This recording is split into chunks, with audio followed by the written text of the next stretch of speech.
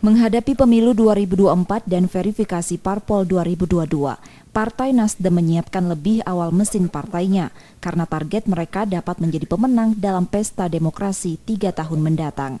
Hal itu mengemuka dalam Rakorwil Partai Nasdem Sumatera Selatan yang jadi salah satu rangkaian kegiatan eksternal partai tersebut di 34 Dewan Pimpinan Wilayah.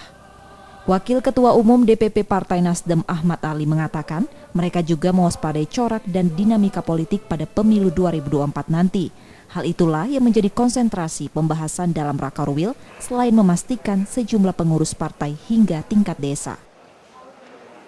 Tapi kita pastikan akan terjadi pergeseran corak politik di 2024. Nah, seperti apa corak politik 2024 ini nanti kita akan hanya bisa mendeteksi bagaimana konfigurasi pada pilkada serentak yang akan dilakukan di 2024. Nah, sehingga tentunya Partai Nasdem harus bisa adaptif untuk menghadapi perubahan-perubahan tersebut. Nah, caranya adalah mengkonsolidasikan partai secara struktural sampai dengan tingkat DPRD. Ketua Umum Partai Nasdem Sumsel, Herman Deru menerangkan tentang isu politik daerah di Sumatera Selatan masih terkendali dengan mengedepankan teknologi informasi namun tetap menghormati kearifan lokal.